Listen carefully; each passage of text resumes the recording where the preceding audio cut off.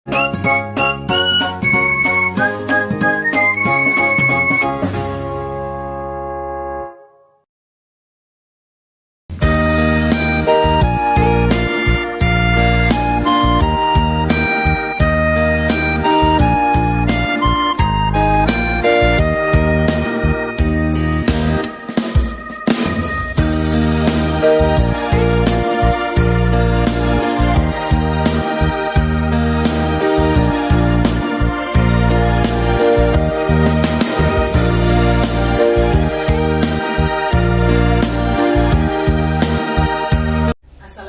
warahmatullahi wabarakatuh. Waalaikumsalam warahmatullahi wabarakatuh. Apa kabarnya Bu hari ini? Apakah Ibu dalam keadaan sehat? Alhamdulillah. Kelihatannya sangat segar sekali ya Bu ya. Terima kasih. Semoga Ibu selalu dalam keadaan sehat walafiat dan mendapat lindungan dari Allah Subhanahu wa Ta'ala. Jadi begini Bu, maksud kedatangan saya ke sini itu saya itu hendak mewawancarai Ibu terkait dengan pengambilan keputusan. Ya. Jadi saya itu mendapat tugas sebagai calon guru penggerak untuk mewawancarai 2 atau 3 kepala sekolah terkait dengan pengambilan keputusan. Ya. Jadi kalau boleh Ibu saya wawancarai dan meminta waktunya. Gak apa-apa, tenang. Terima kasih ya Bu sebelumnya. Jadi langsung ke pertanyaan saja Ibu ya. Boleh.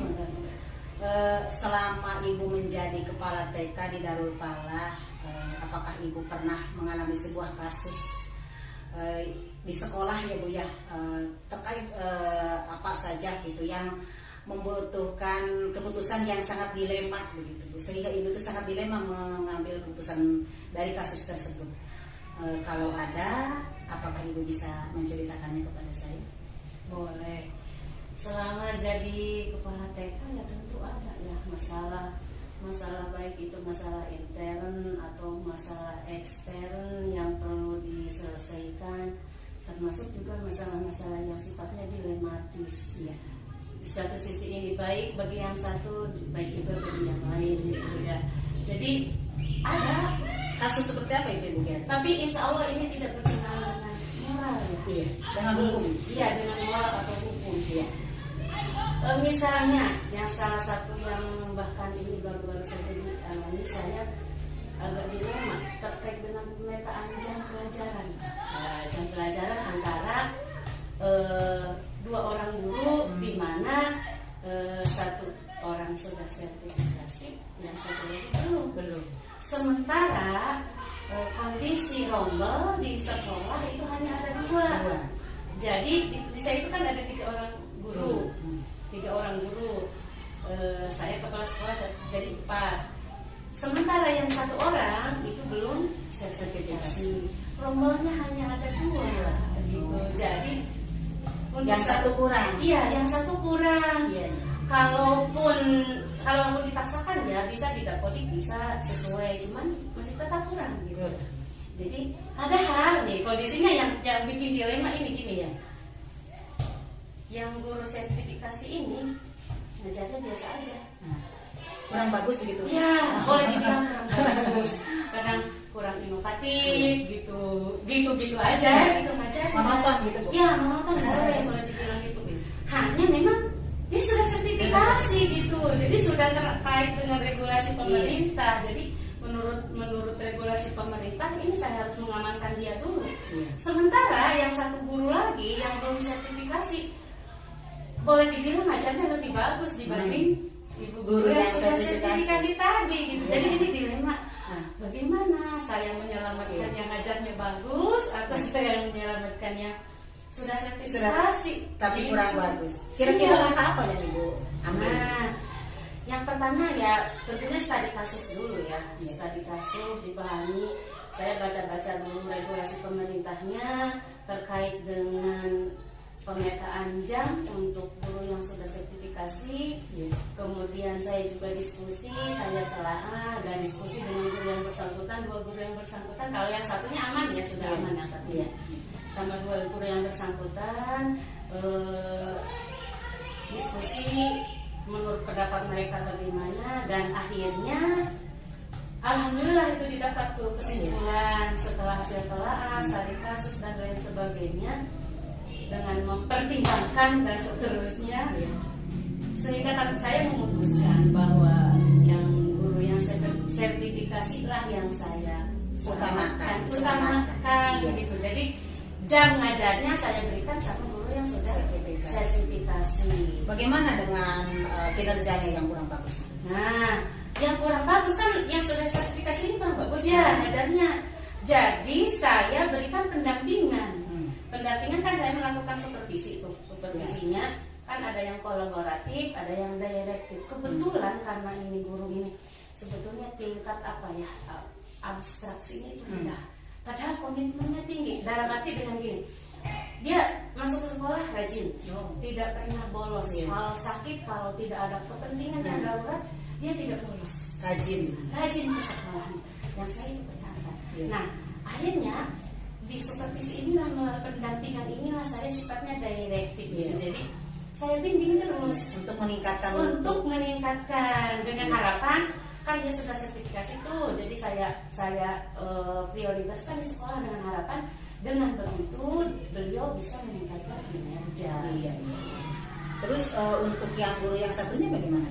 Nah, untuk guru yang satunya yang ngajarnya bagus ya, saya rekomendasikan untuk ngajar di tempat lain, penambahan jam gitu, untuk melengkapi kekurangan jamnya gitu. Tapi tidak dikeluarkan gitu? Tidak, tetap di sekolah. Cuma wajibnya ibu penambahan jam mungkin cari di sekolah lain gitu, sebab alasannya bla saya jelaskan. Alhamdulillah beliau mau memahami. Iya. Wah, keputusan yang sangat solutif sekali ya Bu ya, luar biasa Ibu.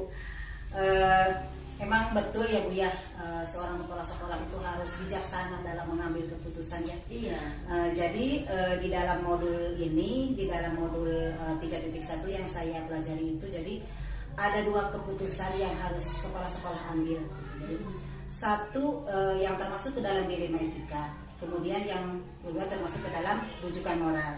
Nah, di mana dilema etika itu kita itu harus mengambil keputusan dengan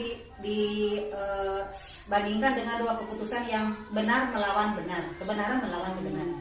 Seperti kasus yang Ibu alami tadi. Cocok ya, Iya. Masuk ke dalam dilema etika ya, di mana Ibu harus mengambil keputusan yang bijaksana ketika kebenaran melawan kebenaran. Satu guru benar karena rajin.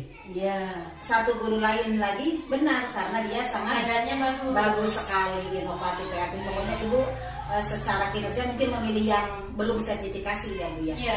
Nah, kemudian Ibu mengambil keputusan yang sangat bijaksana itu ya Bu ya. Nah, terus bagaimana Ibu mengidentifikasi kasus tersebut? Apakah termasuk, berarti dilema yang Ibu alami itu termasuk ke dalam dilema etika ya Bu ya? Iya. Karena dua-duanya benar nih. Iya, melawan kebenaran, melawan kebenaran ya Bu ya. Berarti kasus Ibu sangat cocok dengan pembelajaran pada modul yang saya pelajari selama ini. Jadi Ibu itu mengalami sebuah dilema dalam pengambilan keputusan ya Bu. Sangat.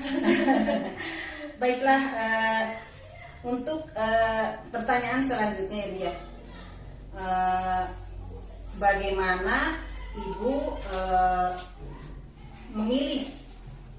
Bagaimana Ibu memilih nilai kebajikan tersebut?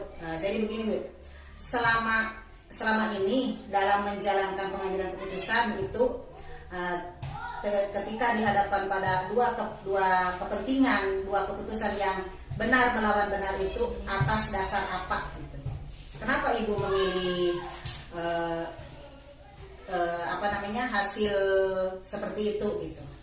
Ya, pada dasarnya gini ya, kalau seorang pemimpin mengambil keputusan itu tentunya salah satunya dipengaruhi oleh gaya kepemimpinan itu yang pertama. Jadi kalau dia misalnya ada yang otoriter, ada yang demokratis dan lain sebagainya, dan itu pula yang mempengaruhi saya. Saya tidak bisa menjudge bahwa satu gaya kepemimpinan itu bagus, hanya saya hanya bisa mengupayakan diri saya untuk bisa menyesuaikan di mana saya harus tegas, di mana saya harus demokratis gitu. Nah, untuk hal-hal seperti yang kasus yang barusan itu saya demokratis, salah satunya saya ajukan dulu ke gurunya ini bagaimana, diskusi dengan orang yang bersangkutan, regulasinya saya sampaikan gitu, sehingga beliau yang tidak dipertahankan untuk jam pelajarannya itu tidak merasa dirugikan gitu, karena memang regulasi dari pemerintahnya seperti itu ya. Saya diskusikan, saya musyawarahkan dengan beliau gitu. Jadi ibu itu memilih nilai kebajikan itu dengan demokratisnya ya ibu dalam pengambilan keputusan. Baik bu, sangat luar biasa ya. Kita ke pertanyaan selanjutnya ya bu ya. Ketika ibu menghasilkan sebuah keputusan nih, kira-kira langkah atau prosedur seperti apa yang ibu lakukan selama ini ketika ibu menghadapi sebuah masalah dan mendapatkan sebuah keputusan yang bijaksana? Adakah langkah-langkah yang ibu laksanakan? Ya, yang paling penting sih kita studi kasus dulu ya. Kasusnya bagaimana, terus ketika itu disandingkan dengan kalau bahasanya landasan empiris, ideal, teori idealnya seperti apa, kemudian kasus di lapangannya seperti apa, itu saya sesuaikan. Kemudian saya juga analisa tuh siapa yang menjadi subjek kasusnya, bagaimana kasus yang sebenarnya terjadi, kemudian hal apa yang sudah saya lakukan itu juga diperhatikan. Jadi kita mencoba melihat ini dari berbagai sisi gitu. Jangan sampai keputusan yang saya ambil itu merugikan guru. Salah langkah ya. Iya, gitu. Saya juga tidak mau seperti itu. Harus bijaksana sekali ya Bu. Gitu. Baiklah, terima kasih Bu ya. Pertanyaan selanjutnya Bu.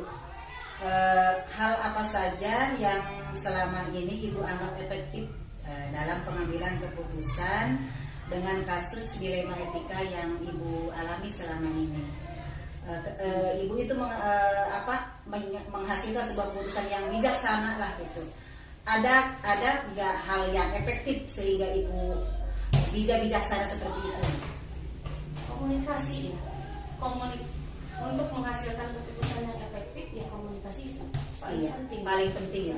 Jangan sampai ada miskomunikasi sehingga ada prasangka dari satu pihak itu ke pihak yang lain, sehingga nanti ini akan mempengaruhi juga khususnya sisi emosional gitu.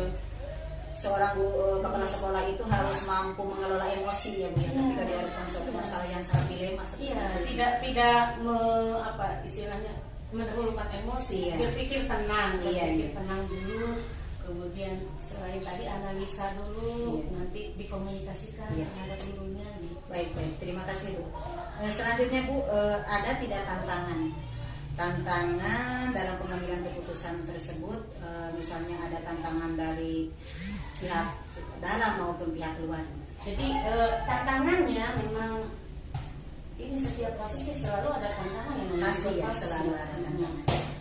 Jadi tantangannya yang pertama memang dari guru yang bersangkutan awalnya itu sebelum saya mengkomunikasikan, sebelum saya mendiskusikan, yang awalnya itu tidak menerima karena dia berpikir saya kan ngajarnya bagus, saya kreatif, saya inovatif, kok saya jadi tidak kebagian jam gitu awalnya itu. Tapi setelah dimusyawarahkan, setelah didiskusikan, saya sampaikan nih regulasi pemerintah seperti ini, alasan secara logisnya seperti ini, alhamdulillah beliau mau menerima gitu. Baiklah, pertanyaan selanjutnya ya Bu ya, kira-kira selama Ibu dalam pengambilan keputusan ya terhadap kasus yang Ibu alami selama ini, ada tidak sebuah jadwal gitu atau tata kala tertentu yang sehingga Ibu mendapatkan sebuah keputusan tersebut gitu? Apakah Ibu menyelesaikannya secara langsung di tempat itu? Apakah Ibu menyelesaikannya dengan cara seperti Ibu? Nah, kalau ada bentuk atau prosedurnya, kira-kira seperti apa Bu? Kalau secara langsung itu tidak ada ya, maksudnya tidak terjadwal, hanya mungkin kalau semacam pembinaan dari saya ke guru itu ada. Salah satunya melalui supervisi.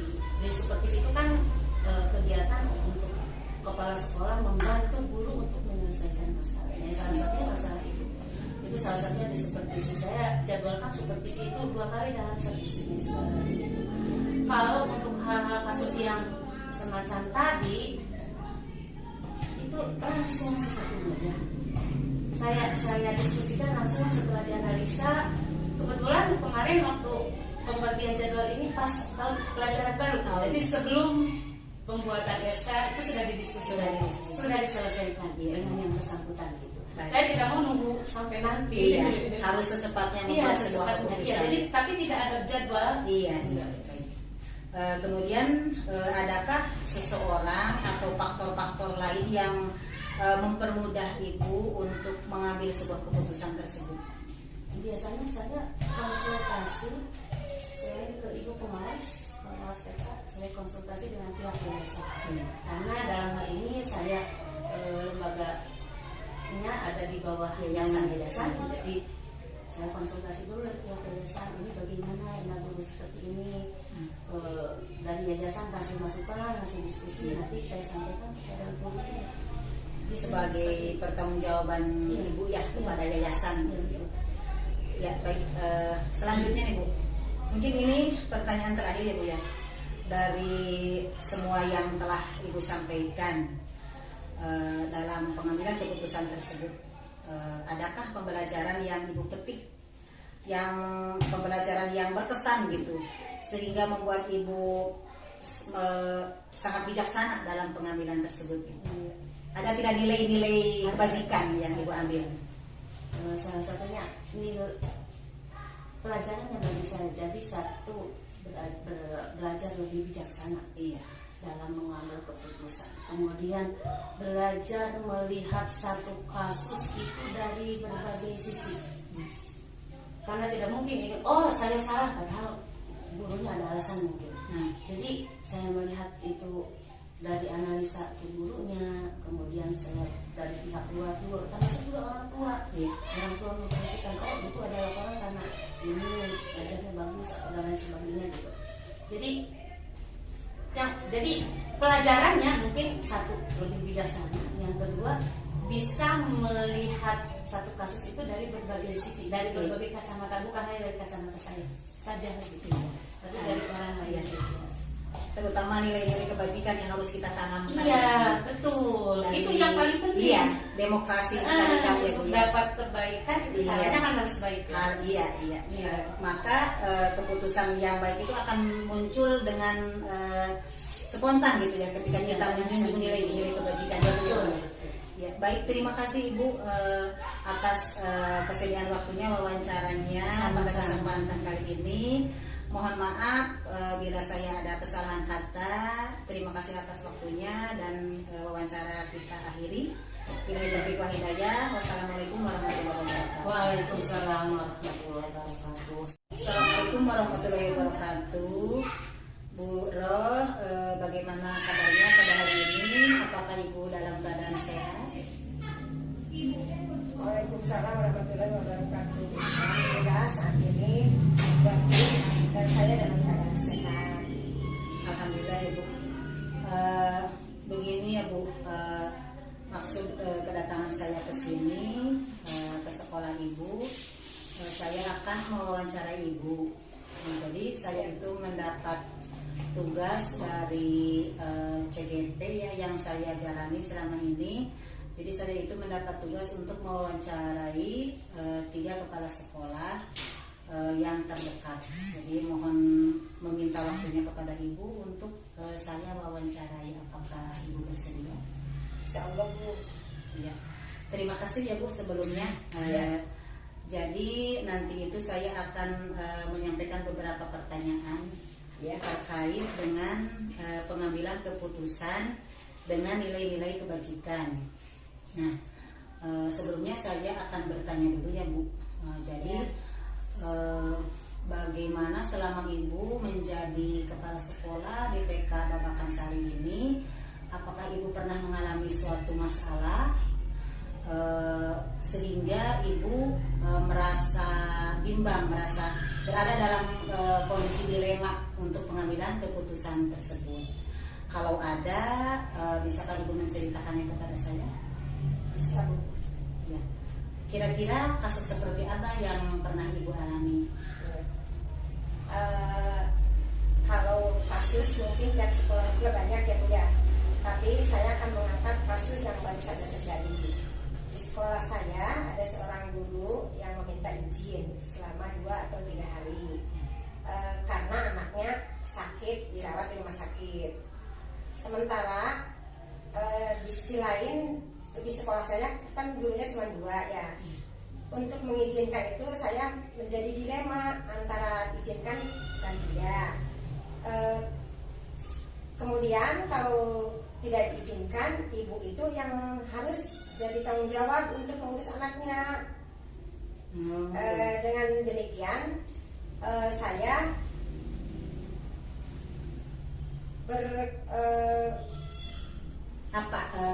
kira-kira keputusan apa yang Ibu ambil ketika ada masalah seperti itu? Saya mengambil keputusan, saya mengizinkan guru tersebut dengan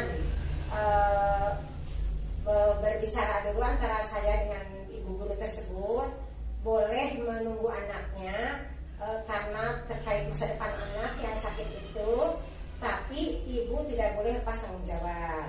Kalau tentang mengajar bisa dihandle sama saya asal ibu guru memberi tugas pembelajaran untuk tiap harinya.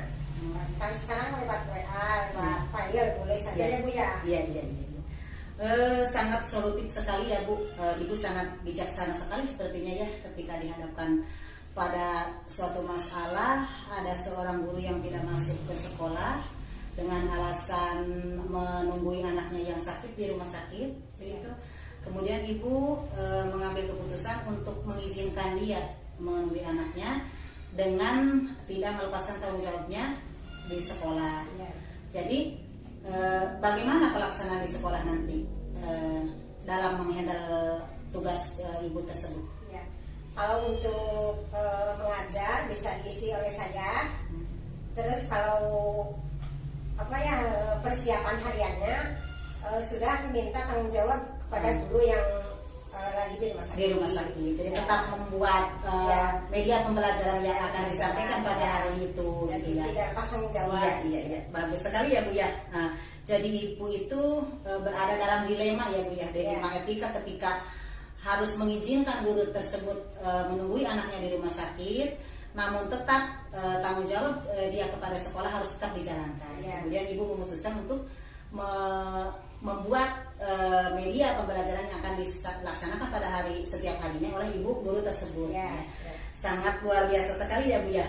Nah, kalau menurut Ibu dalam mengidentifikasi kasus tersebut, apakah berarti itu masuk ke dalam dilema etika ya Bu ya? Karena selama ini saya mengikuti modul 3.1 tentang pengambilan keputusan yang ini gitu. Jadi dihadapkan pada 2 pilihan. Jadi kasus itu ada yang termasuk ke dalam dilema etika dan ada yang termasuk ke dalam rujukan moral, di mana dilema etika itu harus memilih antara kebenaran melawan kebenaran. Sementara untuk rujukan moral itu kebenaran melawan kesalahan, dan itu harus penyelesaiannya dengan ranah hukum mungkin ya.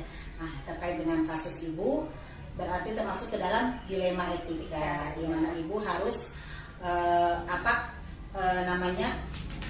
memilih untuk mengizinkan guru tersebut ya untuk menunggui anaknya di rumah sakit ya.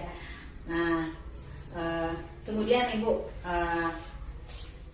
pertanyaan selanjutnya ya Bu ya. Tadi Ibu kan sudah menyebutkan bahwa permasalahan itu termasuk ke dalam dilema etika. Nah, bagaimana Ibu mengidentifikasi kasus tersebut yang merupakan dilema etika, bukan termasuk ke dalam rujukan moral? Atas dasar apa? Gitu. Menurut saya dilema etika itu ya kasus yang tadi diizinkan benar. Terus di sisi lain juga yang di sekolah ditinggalkan juga termasuk benar karena sudah ada yang menghandle. Karena saya menjunjung tinggi nilai-nilai kebajikan. Terus tidak ada yang salah satu dirugikan. Iya. Menjunjung tinggi nilai kemanusiaan Iya. juga ya, Iya. karena kasihan anaknya masa tidak diurus sama ibunya gitu Iya. ya. Iya, Terus benar. menjunjung tinggi nilai keadilan, Iya. walaupun dari segi sisi bisa dikatakan tidak adil juga ya Bu ya. Iya. Tapi karena ini apa ya? Urgen ya? Iya. Darurat gitu Ya, ya, Bu, ya. darurat. Sisi ini benar, sisi ini benar. Kalau Iya. tidak ada saling musyawarah Iya, untuk iya. melaksanakannya. Iya, baik ya Ibu. Terima kasih, jawabannya sangat luar biasa sekali ya Bu. Kemudian pertanyaan selanjutnya nih Bu. Selama ini bagaimana Ibu menjalankan pengambilan keputusan di sekolah, terutama untuk kasus-kasus di mana ada dua kepentingan yang sama-sama benar dan sama-sama mengandung nilai kebajikan. Ketika Ibu memutuskan untuk mengizinkan guru tersebut menunggui anaknya di sekolah, gitu, atas dasar apa? Gitu. Kenapa Ibu memutuskan hal tersebut? Kalau menurut saya langsung memutuskan untuk mengizinkan guru tersebut untuk menunggui anaknya di rumah sakit. Saya menjunjung tinggi nilai kebajikan karena keadilan, kemanusiaan. Kalau keadilan kemanusiaan, kalau kita mengambil keputusan itu, kebenaran akan muncul. Iya, dengan dasar itu ya Bu ya, Ya. Ibu memilih untuk mengizinkan guru tersebut untuk menunggui anaknya di sekolah karena menjunjung nilai-nilai kebajikan. Di mana nilai kebajikan yang Ibu laksanakan itu atas dasar keadilan dan kemanusiaan ya. Keadilan untuk mengizinkan guru tersebut menunggui anaknya di rumah sakit, dan kemanusiaan karena rasa kasihan. Ya. Karena katakanlah urgen ya, karena anak tersebut mungkin dalam keadaan sakit parah dan tidak Ya. bisa ditinggalkan oleh orang tuanya, seperti itu ya Bu ya. Baiklah, terima kasih. Pertanyaan selanjutnya Bu, langkah-langkah atau prosedur seperti apa yang Ibu laksanakan selama ini terkait dengan penyelesaian masalah yang Ibu hadapi selama ini? Apakah Ibu mempunyai langkah atau prosedur tertentu sehingga Ibu mendapatkan suatu keputusan yang sangat bijaksana tersebut? Dalam pengambilan keputusan ini, yang pertama yang saya lakukan adalah saya sebagai kepala sekolah berkomunikasi secara dua arah dengan guru yang bersangkutan. Setelah mengambil keputusan dengan guru tersebut, langkah kedua saya bermusyawarah dengan guru yang ada di sekolah. Terus setelah dengan guru yang ada di sekolah, saya rasa kegiatan sehari-hari dapat dihandle dan dapat berlangsung dengan baik. Jadi Ibu melakukan musyawarah dengan 3 arah ya Bu ya. Ya. Pertama, Ibu mengkomunikasikan dengan guru yang bersangkutan yang tidak masuk kelas dan menunggui anaknya di rumah sakit. Ya. Kemudian Ibu memusyawarahkan kasus Ibu tersebut ke guru-guru yang lainnya. Kemudian setelah mencapai kesepakatan, maka musyawarah ketiganya gitu ya. Sehingga Ibu mendapatkan suatu keputusan yang sangat bijaksana seperti itu Bu ya. Ya. Jadi Ibu dalam pengambilan keputusan itu dengan langkah bermusyawarah ya Bu ya. Ya, baik, terima kasih Bu. Masih ada pertanyaan lagi ya Bu ya. Hal apa yang selama Ibu anggap efektif dalam pengambilan keputusan terhadap kasus-kasus yang Ibu alami selama ini, dan pengambilan keputusan yang bijaksana terhadap kasus tersebut? Adakah hal yang efektif, yang terbaik gitu? Dengan jalan seperti apa Ibu mengambil keputusan tersebut? Ya.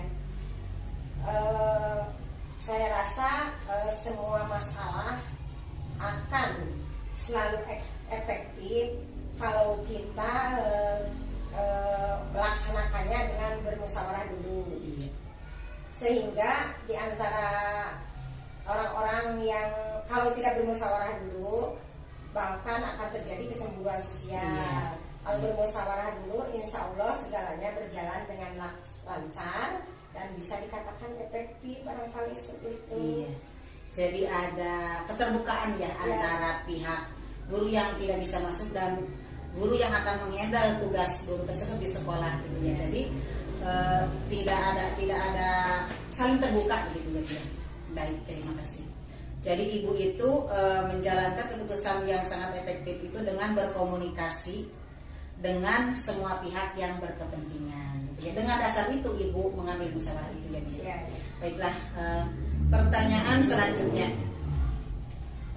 adakah tantangan dalam pengambilan keputusan tersebut kira-kira selama ibu menghasilkan sebuah keputusan yang sangat bijaksana tersebut? Apakah ibu mengalami kendala, tantangan baik dari guru-guru, dari pihak keluarga ibu yang anaknya sakit tersebut mungkin ada, atau dari pihak orang tua murid yang lainnya, ada tidak kira-kira Bu?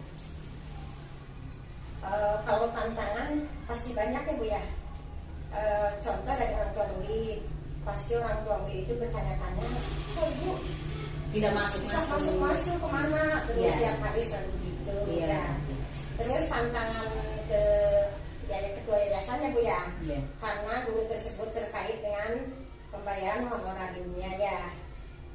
Makanya termasuk tantangan yang lebih berat kalau saya tidak berhubungan dengan ketua yayasan, barangkali seperti itu. Iya, pasti ya Bu ya, yang namanya tantangan itu apalagi ibu harus memutuskan sebuah keputusan yang sangat bijaksana, pasti banyak tantangannya ya Bu ya. Ya. Nah, namun kita juga sebagai kepala sekolah harus pintar-pintar dalam mengelola emosi tentunya ya Bu ya. Di mana seorang kepala sekolah itu dituntut untuk bijaksana dan berwibawa untuk semua lapisan, untuk semua stakeholder yang ada di sekolah. Mungkin seperti itu ya Bu ya. Ya. Baiklah, pertanyaan selanjutnya Bu, apakah ibu memiliki suatu jadwal atau tata kala dalam sebuah penyelesaian kasus dilema etika yang ibu alami selama ini? Apakah ibu menyelesaikannya secara spontan, secara langsung di tempat itu, atau memiliki jadwal tertentu untuk menyelesaikannya? Kalau ada, bentuk atau prosedur seperti apa yang ibu jalankan? Misalkan ketika ibu mendapat suatu masalah nih, kita buat jadwal nih, untuk pertama harus ini, kedua harus ini, adakah tidak jadwal seperti itu? Kalau ada, Kalau jadwal tidak ada mungkin ya Bu ya. Kalau kasus seperti ini yang dihadapi saya itu, saya melaksanakan musyawarah dengan 3 arah. Yang pertama dengan orang-orang bersangkutan, sudah sepakat, baru orang yang ada di lingkungan sekolah, termasuk orang tua juga dikasih tahu ya Bu ya. Terus yang terakhir ketua yayasan juga masih terlibat, karena untuk penentuan kedepannya tersebut. Kalau 14 boleh 3 hari ya, kalau lama kan bisa bermasalah juga. Jadi selain bertanggung jawab kepada guru yang lainnya, sebagai kepala sekolah juga harus bertanggung jawab kepada ketua yayasan tentunya ya, dan menaungi kita yang menemani sekolah kita. Kemudian ada lagi Bu, adakah faktor-faktor yang mempermudah, membantu ibu dalam pengambilan keputusan dengan kasus-kasus dilema etika? Misalkan ketika ibu mendapatkan sebuah keputusan itu, ada pendukung lain, faktor pendukung lainnya tidak? Ada Bu, misalnya dari komite sekolah, dari ketua yayasan, dan bisa juga dari teman juga gitu. Iya. Ada masukan. Iya, harus meminta persetujuan semua pihak untuk kita mengambil sebuah keputusan itu ya. Baik Bu, mungkin ini pertanyaan terakhir ya Bu ya. Dari semua yang telah disampaikan, ada tidak pembelajaran yang ibu petik dari pengalaman ibu dalam pengambilan keputusan dengan dilema etika tersebut? Ya, mungkin ada ya Bu ya. Karena saya selalu menjunjung tinggi nilai kebajikan, di mana nilai kebajikan itu dihasilkan dari berdasarkan musyawarah, terus keadilan, kemanusiaan yang dapat menimbulkan kebenaran. Iya, bagus sekali ya Bu ya. Jadi ibu itu menjunjung tinggi nilai-nilai kebajikan itu dengan keadilan dan kemanusiaan, dan juga pengambilan keputusan dengan bermusyawarah. Ya, sangat luar biasa sekali ya Bu dalam pengambilan keputusannya.